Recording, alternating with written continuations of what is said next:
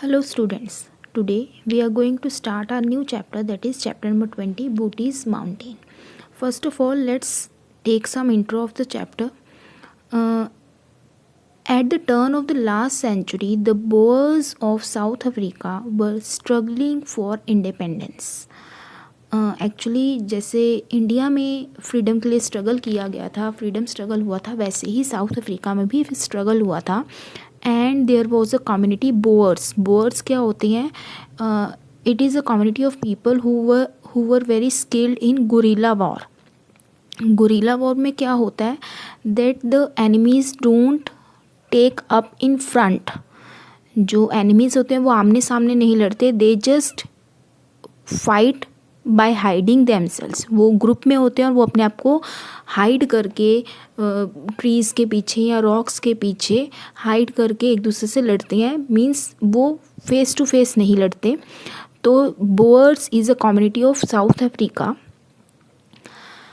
All the men had gone off to fight the British.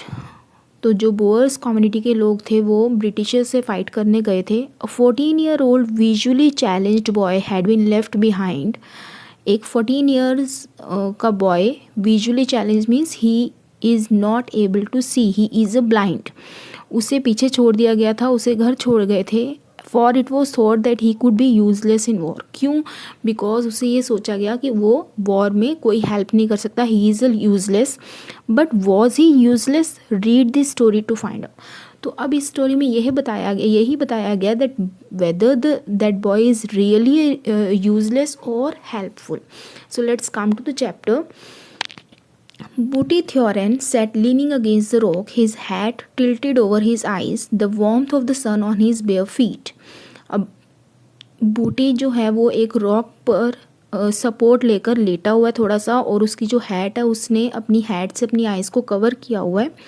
The warmth of the sun on his bare feet, और वो sun की warmth को अपने bare feet means he had not worn any shoes और sleeper.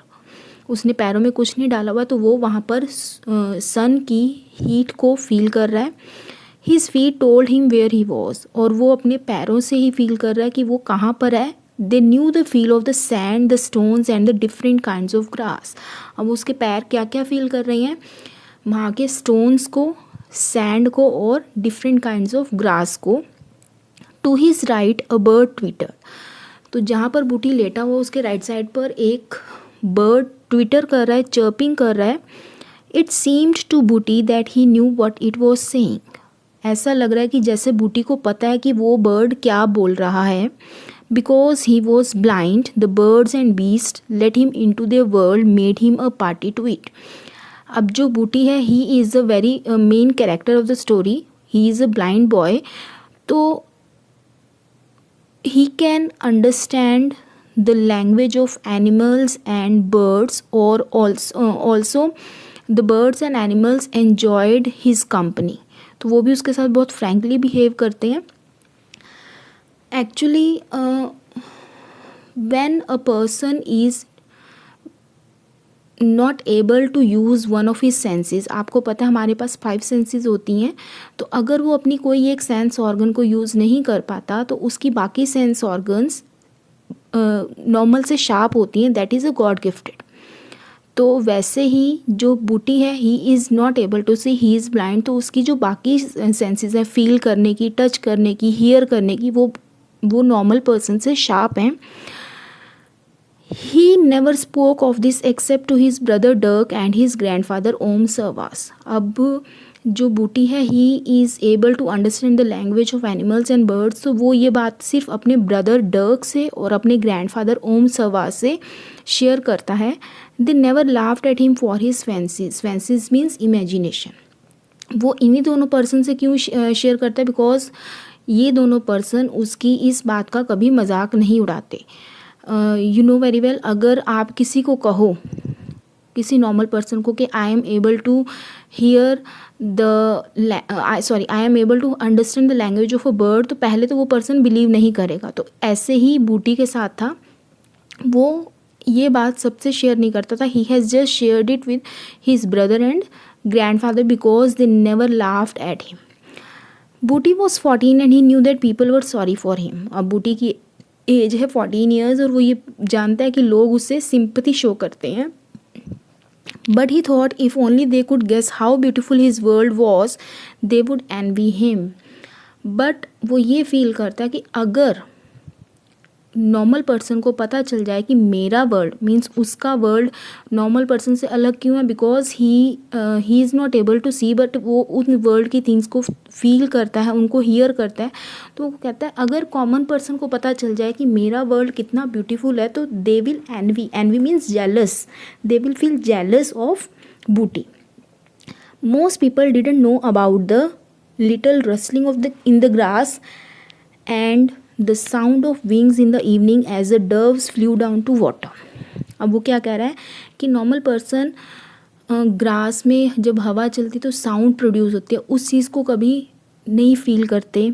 या कोई bird जब evening में, Dove is a bird like a pigeon, तो जब कोई डव इवनिंग में फ्लटर करते हुए रिवर की वाटर को टच करता, उस चीज़ की साउंड को नहीं फील करते.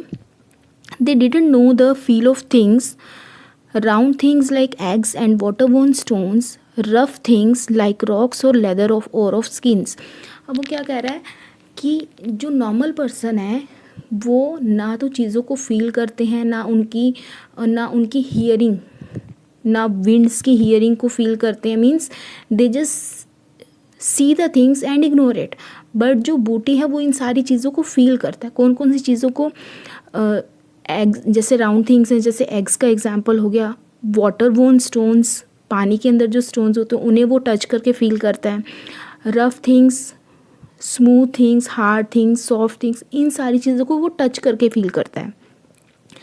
दे didn't know anything about smells. अब वो कहता है कि लोग स्मेल को भी नहीं जानते, मीन्स लोगों के लिए ये चीज़ कॉमन है, बट वो अपनी स्मेल को, वो अपनी नोज़ को यूज़ करता है, स्मेल को फील करता है.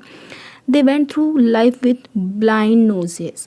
अब अकॉर्डिंग टू बूटी जो लोग हैं वो अपनी life blind noses means without the use of smell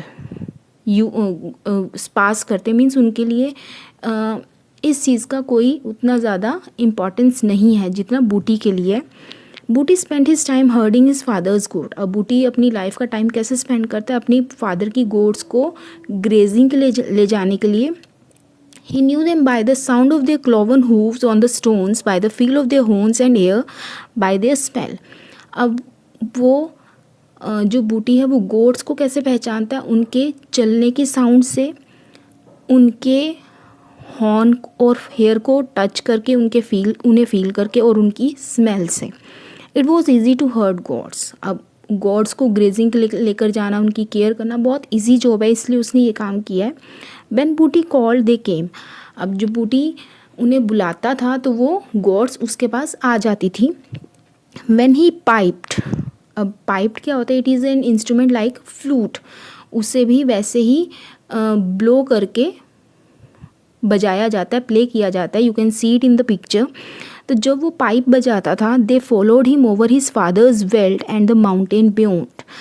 तो उसके पीछे पीछे गॉड्स उसे फॉलो करती थी, और फॉलो करते करते उसके फादर के वेल्ड मीन्स ओपन ग्रासलैंड को क्रॉस करके, माउंटेन को क्रॉस करके उनके घर पहुंच जाती थी. इस तरह से जो बूटी था अपनी पाइप को बजाकर गॉड्स को अपने घर की साइड ले जाता था, घर तक ले जाता था.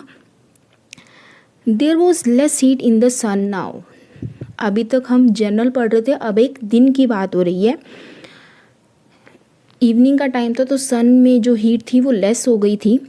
It was time to go. वापस जाने का टाइम हो गया था. Bhuti got out his pipe, raised it to his lips and blew a note softly. अब बूटी ने क्या किया? अपनी पाइप निकाली, उसे लिप्स तक उठाया और उसमें ब्लो करना स्टार्ट किया, और उसमें से एक सॉफ्ट ट्यून स्टार्ट हो गई प्ले होना. He could feel a movement about him. अब वो अपने आसपास एक मूवमेंट फील कर पा रहा था. किसकी थी वो? गॉड्स की. The gods had raised their heads and were looking towards him. अब गॉड्स क्या कर रही थी? उसके पीछे पीछे चलते हुए अपना सिर ऊपर उठा के बूटी को देख रही थी. ही ब्लू अगेन. और वो जो बूटी था वो दोबारा कॉन्टीन्यूसली प्ले कर रहा था पाइप को. The goats were all about him. Goats उसके ऑल अबाउट मीन्स उसके नियर अबाउट ही थी. Now he would play them down the mountain and into the corral, and tomorrow he would lead them out again. अब उसने क्या किया, वो ने प्ले करके वापस माउंटेन से नीचे लेकर आया और into the kraal. Kraal is a place to keep goats and sheep. जैसे हम हॉर्सेस को स्टेबल में रखते हैं, वैसे ही कराल जहाँ पर हम शीप और गॉड को रखते हैं उस प्लेस को कराल कहते हैं. तो जो बूटी है वो पाइप को प्ले करके गोड्स को माउंटेन से नीचे लेकर आया और उनके कराल में वो ले गया. And tomorrow he would lead them out again, और वो अगले दिन उन्हें दोबारा ग्रेजिंग के लिए लेकर जाएगा. It was a happy life. उसके लिए ये बहुत हैप्पी लाइफ थी. तो इस तरह से क्या था कि अभी वो गॉड्स को अपने घर ले आया, इवनिंग टाइम हो गया और ये उसका डेली का रूटीन था.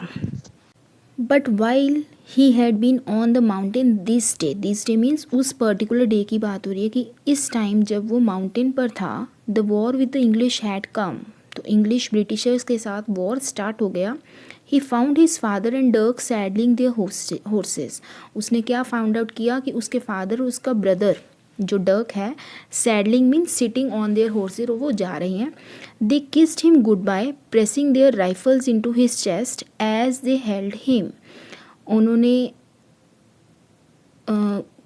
बूटी को गुड बाय किस किया, और जब वो किस कर रहे थे, उसे हक कर रहे थे, तो इस टाइम उनकी जो राइफल्स थी वो बूटी के साथ प्रेस हो गई उसकी चेस्ट में. एज दे हेल्ड हिम, जैसे उन्होंने उसे हक करने के लिए उसे हेल्ड किया हुआ था. He stood very still as they mounted. Mounted means चढ़ना. जब उसके फादर और उसका ब्रदर डर्क हॉर्स पे चढ़े तो वो बिल्कुल चुपचाप खड़ा था. गुड बाय माँ दे शाउटेड, गुड बाय बूटी. अब जाते जाते उसके ब्रदर ने क्या कहा, गुड बाय माँ और goodbye Bhuti. As the sound of hooves faded into the distance. अब हूव्स क्या होते हैं, जो हॉर्सेस के पैर होते हैं उन्हें हूव्स कहा जाता है. उनकी जो साउंड थी फेडेड मीन रिड्यूस होती गई. जब वो भाग के जब हॉर्सेस उन्होंने राइड करना स्टार्ट किया तो धीरे धीरे वो दूर चले गए, तो डिस्टेंस में उनकी साउंड कम होती गई. He felt his mother beside him. तो बूटी ने क्या फील किया कि उसकी मदर उसके साथ साइड पर खड़ी है. She put her arm about him. अब उसकी मदर ने उसके ऊपर उसका आर्म रखा. What shall we do now माँ, ही आस्क्ड. अब उसने अपनी मदर से पूछा कि अब हम क्या करेंगे. We are going to track Booty, we are going to Oom Sarvaas. Track आप कह सकते हो ऑन ए जर्नी, कि हम जाएंगे, और कहाँ पर जाएंगे, ओम सरवास मीन्स उसके ग्रैंडफादर के पास. But it will be dark for me there. अब उसने क्या कहा कि वहाँ तो मेरे लिए डार्क होगा. वहाँ उसने ये क्यों कहा, बिकॉज जहाँ पे वो रह रहा है राइट नाउ वो उसके लिए नोन प्लेस है, वो पूरी तरह फ्रेंडली है उस प्लेस के लिए, उसे वहाँ के रास्ते पता है. तो उसने ये कहा, उसके कहने का मतलब ये है कि अगर हम ग्रैंडफादर के घर जाएंगे तो वो मेरे लिए अननोन प्लेस है, मैं वहाँ के रास्ते नहीं जानता. I don't know that world, and how shall I graze my father's goat in a strange place where it's dark. तो क्या कहता है कि मैं उस वेल्ड को मीन्स उस ग्रासलैंड को नहीं जानता, तो मैं वहाँ पर गोट्स को ग्रेजिंग के लिए कैसे लेकर जाऊँगा, क्योंकि वो मेरे लिए अननोन है. For the first time he knew what it was to be blind. अब उसे फर्स्ट टाइम रियलाइज़ हुआ कि ब्लाइंड होना क्या होता है. In the morning the horses were hitched to the wagon and the loose horses, cattle and goats were collected for the 15 kilometer track. अब अगले दिन मॉर्निंग में क्या हुआ, हॉर्सेस को वैगन मीन्स ना हॉर्स कार्ट, उसमें अटैच कर दिया गया हॉर्सेस को, और जो लूज थे, जो बाकी बचे हुए थे, उन्हें कलेक्ट करके 15 किलोमीटर की जर्नी के लिए अरेंज कर दिया गया. Come Bhuti, his mother said, we are ready. अब उसकी मदर ने क्या कहा कि बूटी आओ, हम रेडी हैं जर्नी के लिए. He had a long parcel wrapped in sacking. अब बूटी के पास एक बहुत बड़ा पार्सल था जो सैकिंग मीन्स बोरी में रैप किया हुआ था. I am bringing my father's other rifle, he said. उसने क्या कहा कि मैं अपने फादर की दूसरी राइफल लेकर आ रहा हूँ, मतलब उस रैप में क्या था, उसके फादर की rifle. They say my eyes are clear and blue. उसने क्या कहा कि वो क्या कहते हैं कि मेरी आइज़ ना बिल्कुल क्लियर और ब्लू हैं. If anything happen to us, अगर हमें कुछ हुआ, you could stand me right with the gun in my hand and no one would know. तो क्या कहता है कि आप, अपनी मदर को वो कह रहा है कि आप मेरे पीछे गन मेरे हाथ में पकड़ा के मेरे पीछे खड़े हो जाना और उन्हें कुछ पता नहीं चलेगा। मतलब वो क्या कह रहा है कि मेरी आइज़ ब्लू और क्लियर हैं, तो लोगों को अगर मेरी आइज़ देखेंगे ना तो उन्हें लगेगा नहीं मैं ब्लाइंड हूँ। तो कहता है अगर कोई हम पे अटैक करता है ना तो आप मेरे हाथ में गन पकड़ा के मेरे पीछे खड़े हो जाना और मुझे शूट करवाना। बूटी got up beside his mother, बूटी अपनी मदर के साइड पर खड़ा हो गया। सडनली ही सेड, अब एकदम उसने क्या कहा, आई एम नथिंग माँ, मैं कुछ नहीं हूँ। I am going to a strange place that my feet do not know, कहता मैं एक ऐसे स्ट्रेंज प्लेस पे, अननोन प्लेस पे जा रहा हूँ जो मेरे पैर नहीं जानते। मतलब जहाँ पे वो रहता था, जहाँ पे उसका घर था, उस प्लेस के सारे रास्तों को उसके पैर जानते थे। मीन्स वो उस प्लेस को नोन टू था, पूरा यूज टू था। एंड आई एम नथिंग, कहता वहाँ जाकर मैं कुछ भी नहीं हूँ, मुझे वहाँ का कुछ नहीं पता। As the wheels turned he knew this more than ever, अब जैसे ही व्हील्स टर्न हुए, वो हॉर्स कार्ट में थे, तो जैसे जैसे व्हील टर्न हो रहे थे तो ये चीज़ ज़्यादा रियलाइज़ हो रही थी कि मैं एक ब्लाइंड हूँ, मैं एक useless boy. Later he asked, अब उसने उसके बाद क्या पूछा, tell me what you see माँ, can you still see the mountain where I graze my goats. अब वो जैसे जैसे वो आगे जा रहे थे तो उसने अपनी मदर से पूछा कि माँ क्या आप मुझे बताओगे, क्या आपको वो माउंटेन दिख रहा है जहाँ मैं ग्रेजिंग के लिए लेकर जाता था गोड्स को। He felt his mother turn, उसने क्या फील किया कि उसकी मदर टर्न हुई है, मुड़ी है। जा, जा यहाँ पर यस के लिए है, या के लिए। And you can still see it from Oom सवास प्लेस, उसकी मदर ने क्या कहा कि तुम ये पर गोड्स को ग्रेजिंग के लिए लेकर आते हो ना, वो तुम ओम सवास के घर से भी देख सकते हो। मीन्स अपने ग्रैंडफादर के घर से भी वो प्लेस तुम्हें दिख जाएगा। When they got there, his grandfather had gone everyone, all the old men and the boys as well. अब जब बूटी और इसकी मदर उसके ग्रैंडफादर के घर पहुँचे तो उसके ग्रैंडफादर और जो और पर्सन थे, बॉयज़ थे, वो सारे गए हुए थे कहाँ पर, फाइट पर। बूटी अलोन वॉज लेफ्ट, बूटी अकेला रह गया था। He was almost a man but blind and useless, कहते वो एक मतलब एडल्ट था बट ब्लाइंड और useless. There was nothing to do but wait, अब उसके पास करने के लिए कुछ नहीं था सिवाय वेट करने के। Day after day it was the same, never any news, कहते दिन बीतते गए और कोई न्यूज़ नहीं आई। Booty was finding his way about his grandfather's farm better now, अब जैसे जैसे वो वहाँ टाइम स्पेंड कर रहा था तो उसे वहाँ के रास्ते पता चलने लगे, वो उस प्लेस को पहचानने लगा। But it was not home, लेकिन अभी भी वो उसकी घर जैसा उसको उतनी पहचान नहीं हुई जितना उसके घर वाला प्लेस था, घर वाला ग्रासलैंड को वो पहचानता था। He did not belong here, क्यों, क्योंकि वो बेसिकली यहाँ से बिलोंग नहीं करता था। तो ओवरऑल अभी तक हमने क्या पढ़ा है कि जो बूटी है उसके फादर और उसका ब्रदर ब्रिटिशर से फ़ाइट करने गए हैं, तो उसके बाद बूटी और उसकी मदर उसके ग्रैंडफादर के घर गए हैं और वो वहाँ पर सिर्फ वेट कर रहा है और धीरे धीरे वो वहाँ पर रहने का हैबिचुअल हो गया। मीन्स उसे वहाँ के रास्तों की थोड़ी बहुत जान पहचान हो गई है।